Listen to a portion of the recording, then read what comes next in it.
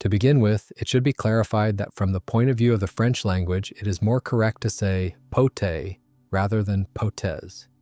However, this spelling has already become customary in our country, so I will keep it. The last digit in the name, according to French tradition, indicated the modification of the model. This aircraft reflected the views of the French Air Force Command of the early 1930s, which in many respects relied on the well-known Douhet doctrine.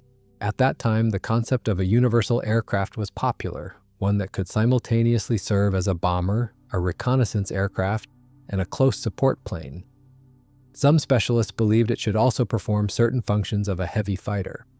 Such an aircraft was sometimes called an aerial cruiser. It was assumed that these cruisers would operate independently, without cover, either alone or in groups over the front line and in the enemy's near rear.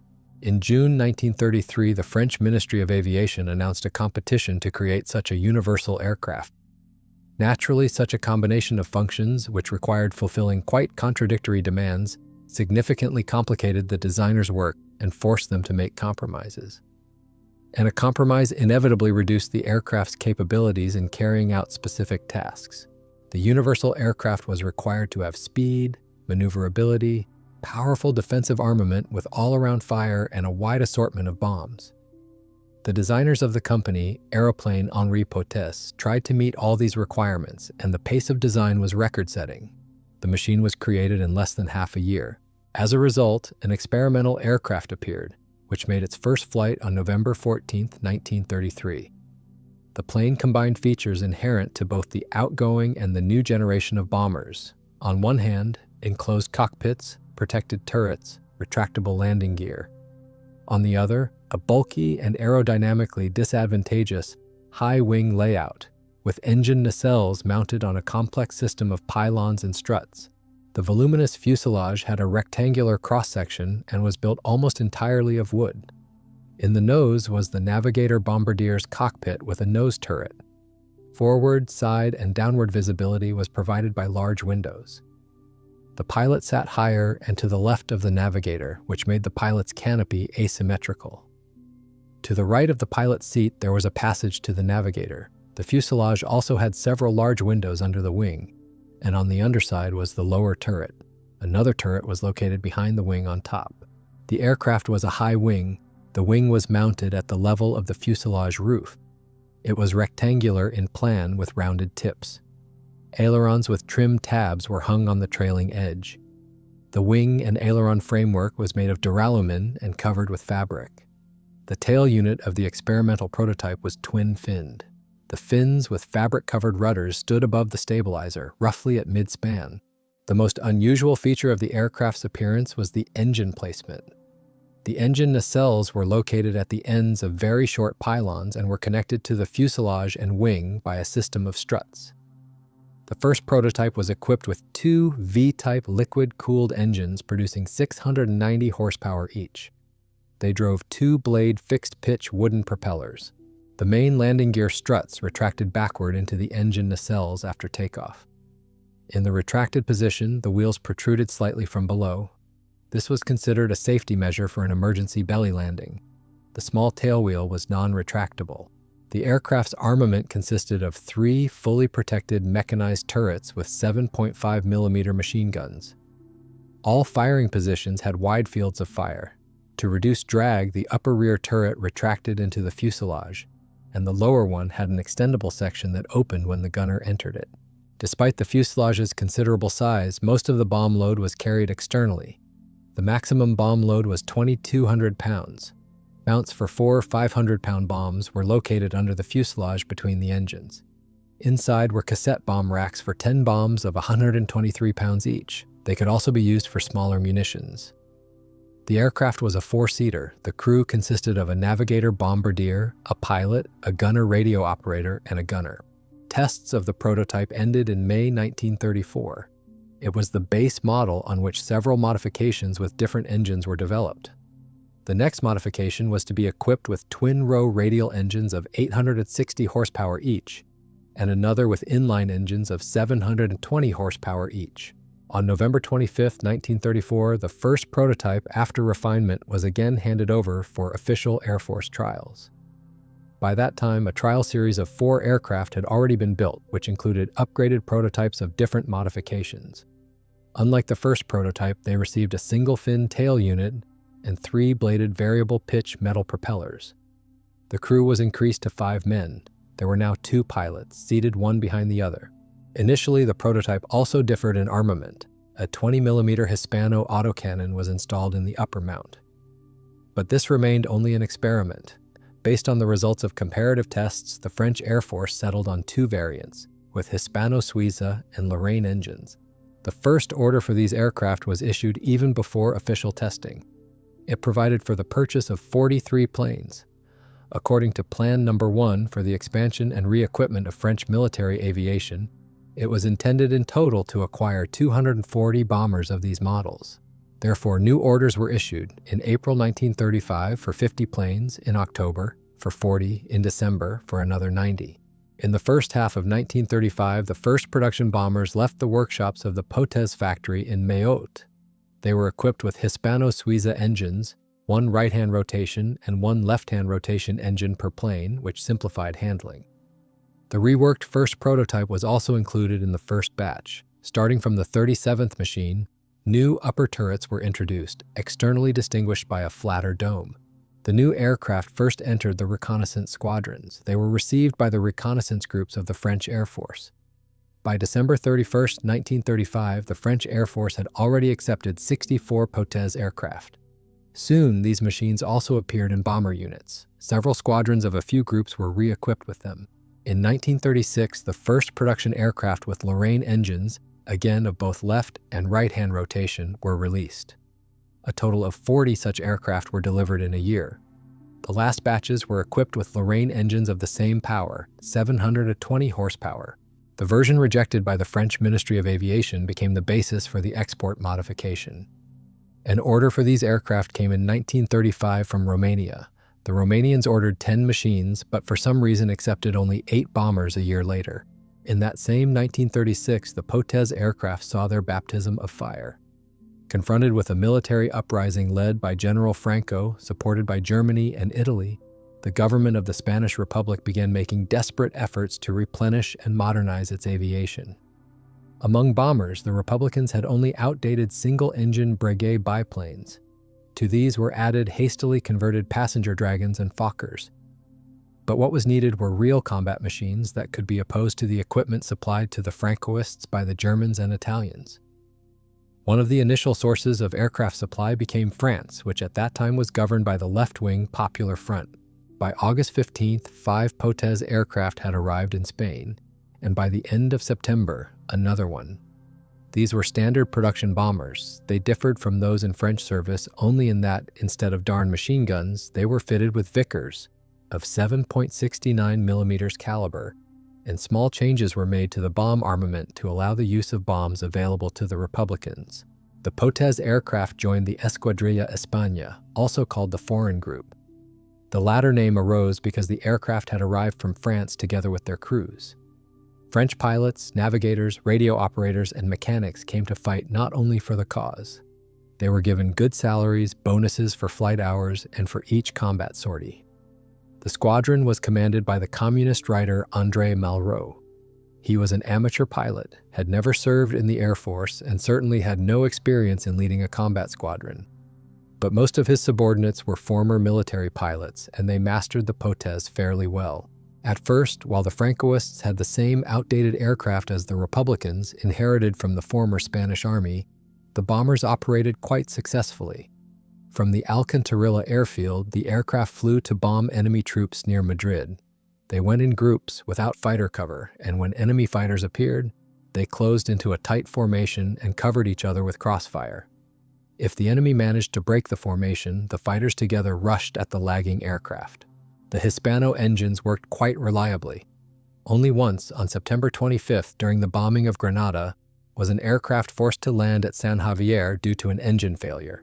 But as the Francoists gained combat experience and the number of German and Italian fighters increased, Republican losses began to grow. By September 20th, of 6 Potez aircraft, only 3 remained. On October 2nd, another bomber was lost in an air battle, and by October 5th, the foreign group had effectively lost combat capability.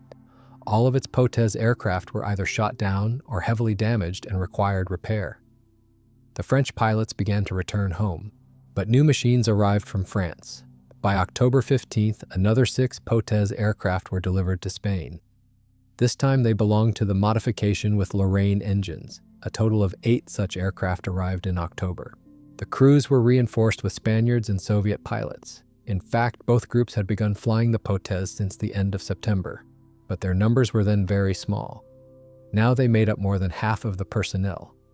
The Escuadrilla España was included in the combined group of Captain La Roca. In addition to the Potez aircraft, this mixed air group had light Breguet bombers and Nieuport Delage fighters. Our pilots were supposed to fly Soviet fast bombers, but the ships carrying these machines had not yet arrived. Therefore, those who had experience flying twin-engine aircraft were assigned to the Potez. The aircraft commanders became Soviet pilots Goranov, Tokor, Bibikov, Proskurov, and Sharov. Later, Goranov, Tokor, Bibikov, and Sharov transferred to Soviet bombers, and one of the Potez aircraft was commanded by the Soviet pilot Gibeli, a former test pilot from the Air Force Research Institute who had lost his Breguet in battle. In Spain, the French Potez bombers flew with crews first of 5, then of 6 or 7 men. Usually 2 mechanics were added. On one aircraft, only Frenchmen fought. On another, only Spaniards, while the rest featured the most varied combinations of nationalities. Sharov's crew included 2 Russians and 5 Spaniards. Goranov's, 4 Russians, though only 3 were Soviet, the commander, the navigator, and the radio operator gunner, while the upper gunner was a former White Guard officer named Ivanov, a Frenchman, and 2 Spaniards. It should also be added that Goranov was Bulgarian by nationality. His real surname was Zakhariev. He later became a general and commander of the Bulgarian Air Force, and Primo Gibeli was Italian, but both had previously been career commanders in the Soviet Air Force. On October 25th, Potez bombers again flew to bomb Francoist troops near Madrid. From the 27th, the Escuadrilla España, our pilots called it the 1st International Squadron, began to operate against enemy airfields. That day, Goranov's crew flew for the first time. The target of the 5 Potez aircraft was an airfield south of Granada. The group was led by Captain La Roca. They flew to the enemy's rear, either early in the morning, at dawn, or at dusk. Usually they carried 4 bombs of 165, 220 pounds under the fuselage, and 32 bombs of 26 pounds in the internal cassettes. Additionally, they loaded 50 26-pound bombs into the cockpit, which were dropped manually by eye. The navigator threw them through his hatch, while the flight engineer handed them up. They approached the target at an altitude of 6,500, 8,200 feet.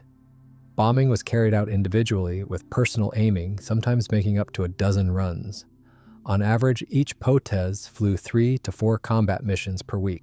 At first, Soviet navigators had problems with orientation. Demenchuk recalled that at first they were issued outdated political maps, then automobile maps that only showed main roads and large settlements.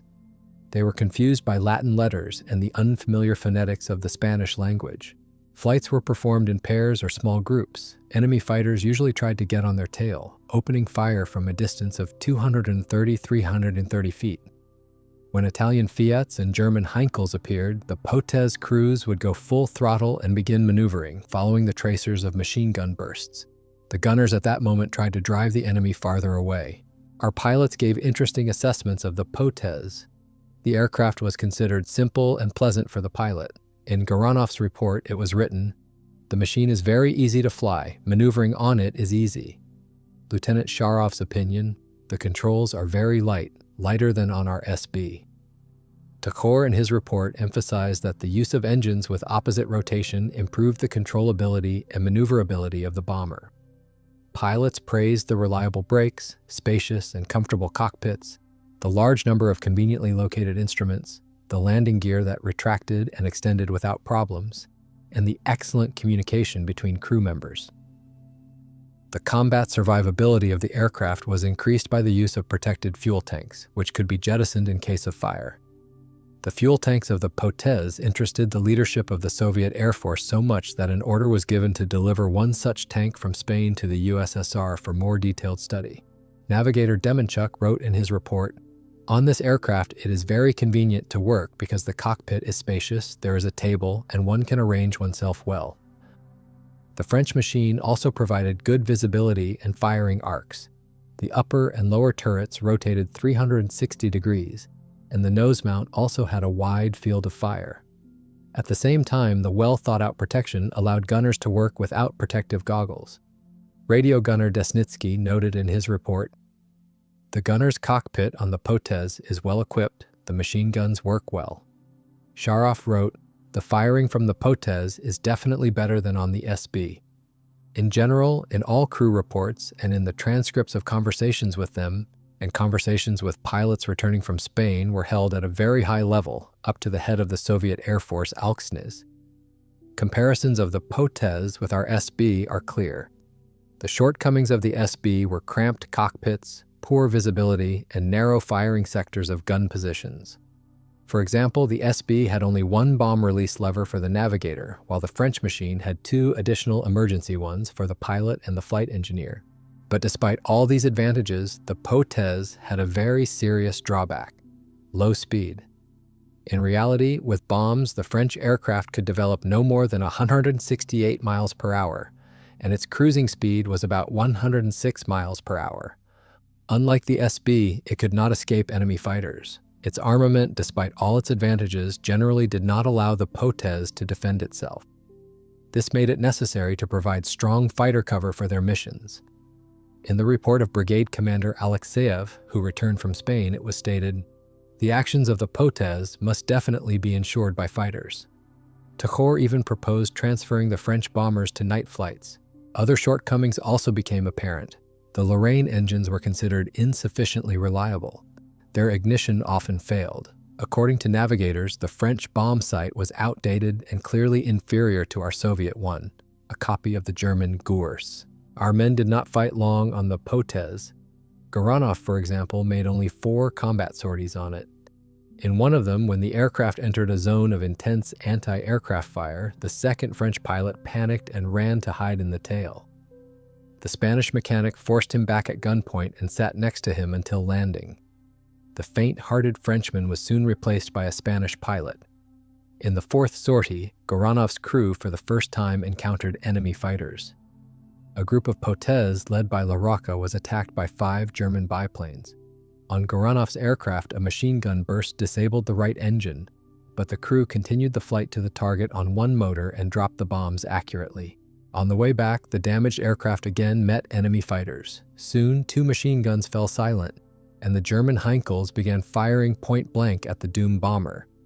Goranov was wounded in the leg, the radio gunner and the second pilot were also wounded.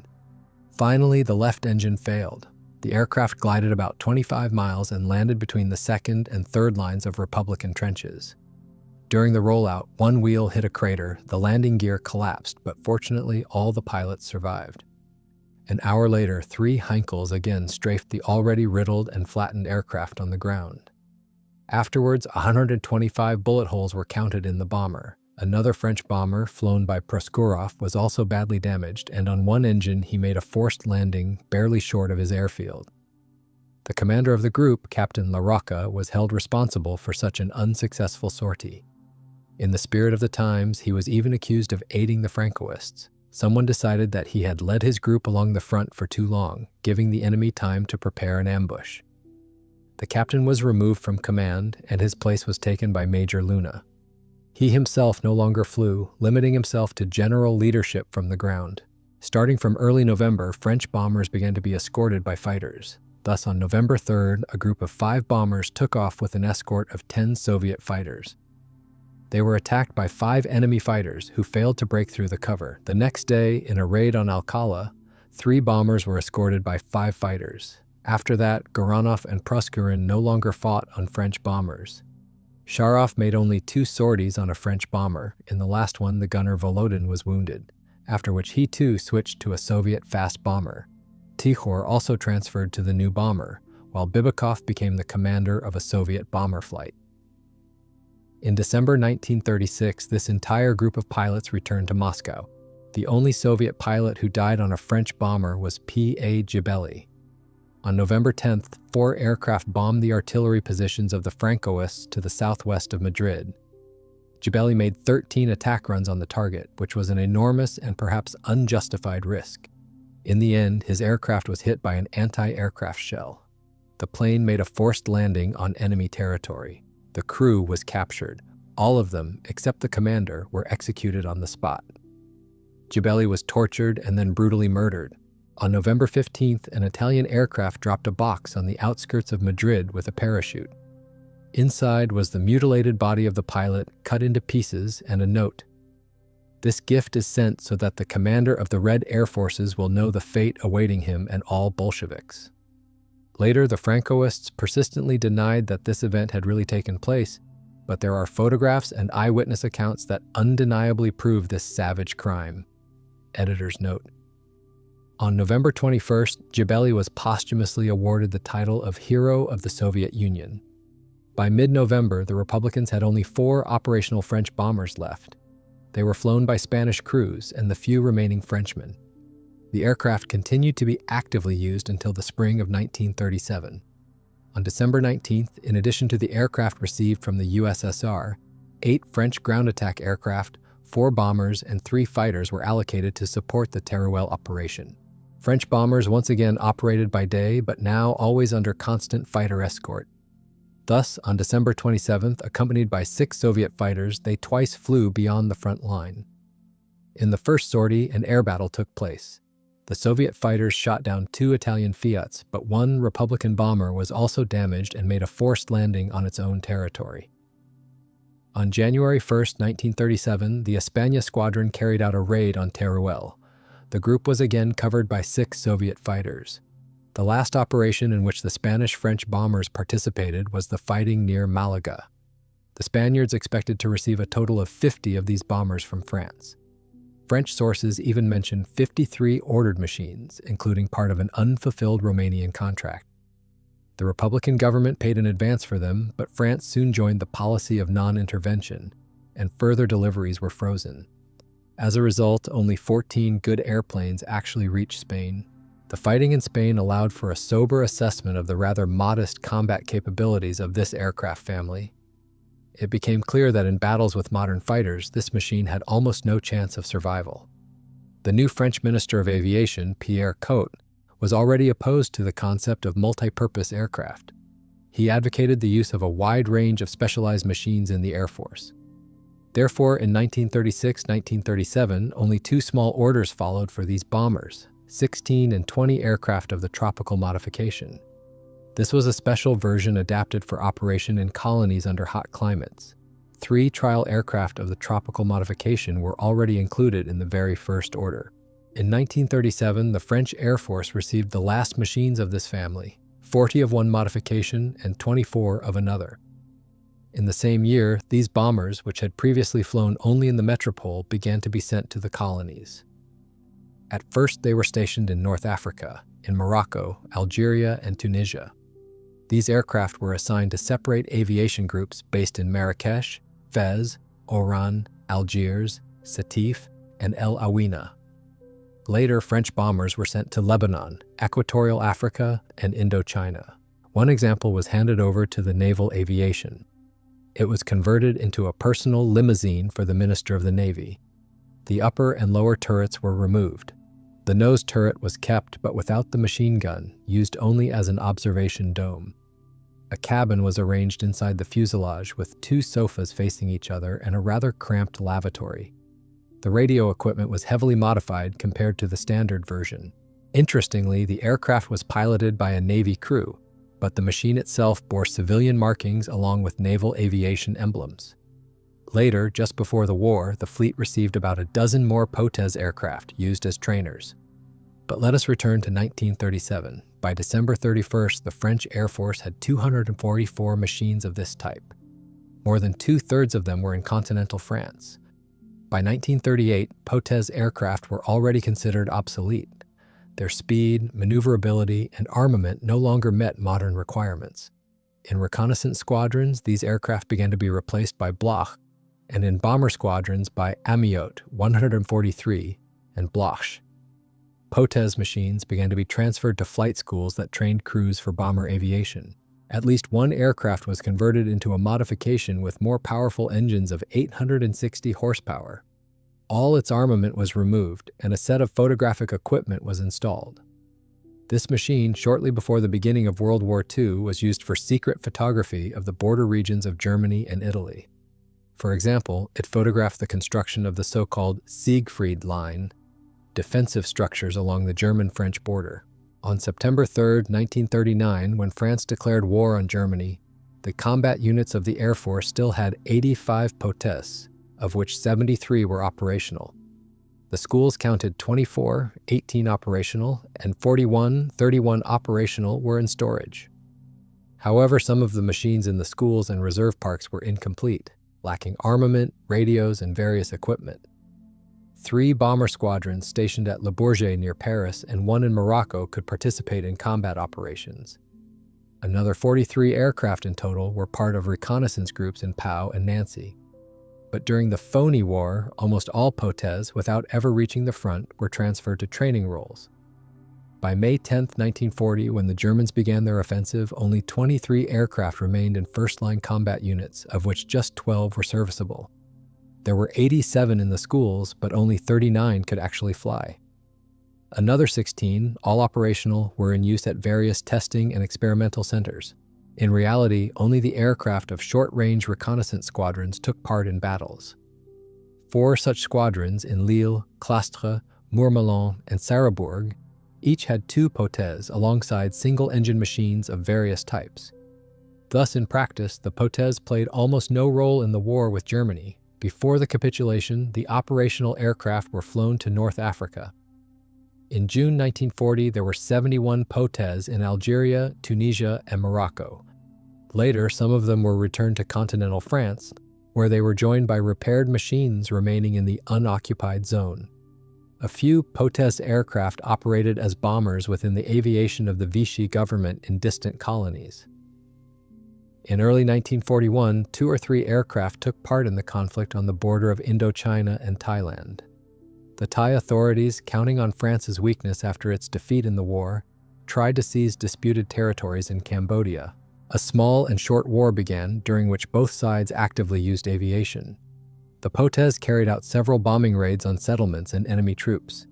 At least 1 aircraft of this type in Indochina survived both this short war and the Japanese occupation of 1941-1945 and continued flying even after the end of the Second World War.